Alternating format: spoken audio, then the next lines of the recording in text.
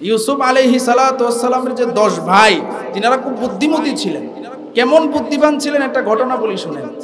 তিনারা 10 ভাই একদিক দিয়ে যাচ্ছে, যাওয়ার পরে একটা জায়গায় যখন গেছে, তখন এক ভাই আরেক ভাইরে কয়, ভাই এই যে আমরা রাস্তা দিয়ে যাচ্ছি, এই রাস্তা দিয়ে একটা গরু চুরি হইছে।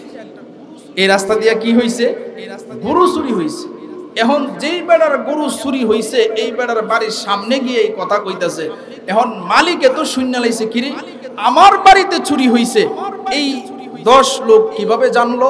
তিনি তাড়াতাড়ি বাহির হইয়া তাদের হাত ধইরা কয়, আমার বাড়িতে গরু চুরি হইছে, এটা তোমরা কেমনে জানো? তোমরাই চোর।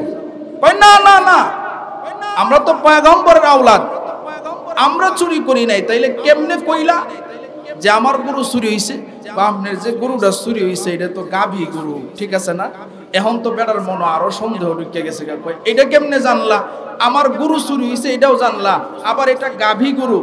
শুধু তাই নয়, আপনার যে গরুটা চুরি হইছে এটা 8 অথবা 10 মাসের গাভীন।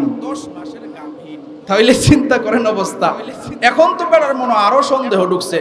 এই দিক দিয়ে যে গরুটা চুরি হইছে, শুধু তাই নয়, এই গরুটার 1 চোখ কানা। এই গরুটার 1 চোখ কানা। এখন তো বেটা কয়, তোমরা সারাসারি নেই, বাদশার দরবারে যাইতে হবে। কষ্ট হইতেছে আপনাদের? কষ্ট হইতেছে না তো? এবার কয় বাদশার দরবারে যাইতে হবে। এবার বলে, আচ্ছা ঠিক আছে চলেন, আমরা গরু চুরি করি নাই, তাইলে আমগো যাইতেও তো কোনো অসুবিধা নাই। কথা ঠিক কিনা বলেন?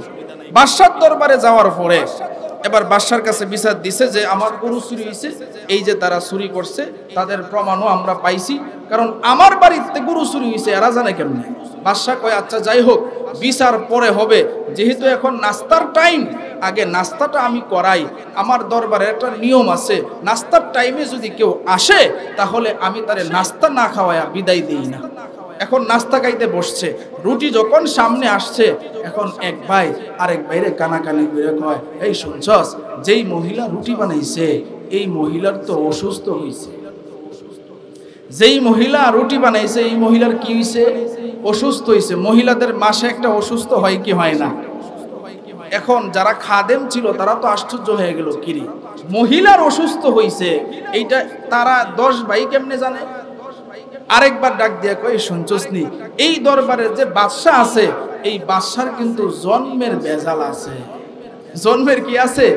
বেজাল আছে। এখন বাদশার কান ওই কথা যাওয়ার পরে বাদশার তো মাথা গরম, আর বাদশাও জানে যে তার জন্ম নিয়ে একটু বেজাল আছে। এখন বাদশারা গিয়ে কয়, তোমরা খাইতেছো রুটি, আর রুটি খাওয়ার পরে আমার ঘরের খাদেমা যে আছে সে অসুস্থ না সুস্থ এটা জানলা কেমনে? কই বুদ্ধি কাটায়া কইছি। সুবহানাল্লাহ কইতেন না? কই বুদ্ধি কাটায়া কইছি। কই বুদ্ধি কাটায়া কেমনে?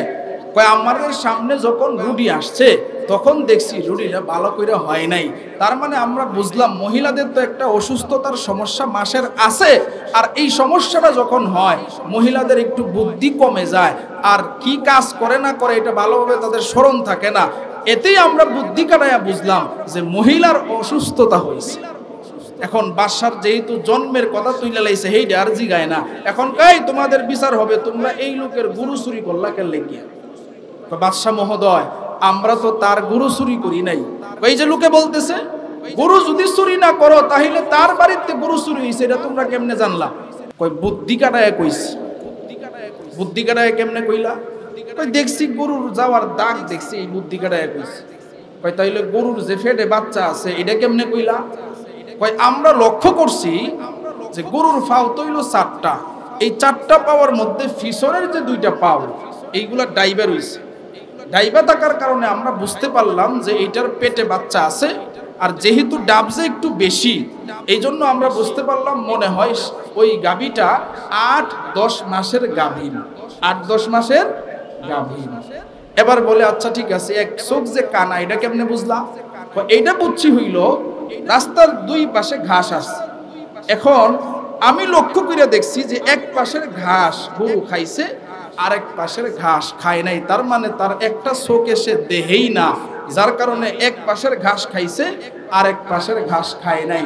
এবার বলতেছে, আচ্ছা এটা বহন না গাভী, এটা বুঝলা কেমনে? ভাই শুনেন, গাভীর একটা খাসলত আছে, ষাঁড়েরও একটা খাসলত আছে। গাভীর খাসলত হইল যখন ঘাস খায় তখন আগা খায়, গোড়া থেকে খায় না। আমরা তো কিতাবাদিতে পড়ছি, আপনারা যারা গরু লালন পালন করেন, কথাটা ঠিক আছে কিনা?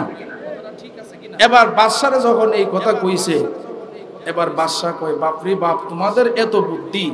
এত বুদ্ধিওয়ালা লোকগুলা ইয়াকুব আলাইহিস সালাতু ওয়াস সালামের কাছে জামাটা নিয়ে আসছে, আইনা নাটক কইরা কান্না করতেছে।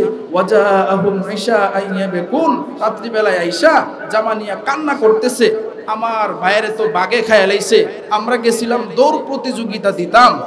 ইয়াকুব আলাইহিস সালাতু ওয়াস সালাম তখন কয়, ও আমার সন্তানেরা, কেমন শিক্ষিত বাঘ! যেই বাঘগুলা আমার ইউসুফ রেখায়া ফেলছে, সুন্দর কইরা মানুষের মতো জামা খুলছে, এরপরে সুন্দর কইরা মানুষের মতো হাত পাও সব খুইলা আমার ইউসুফ রেখেছে। আসলে এটা তোমরা সত্য কথা বলতেছো না, এটা তোমাদের বানোয়াট ঘটনা।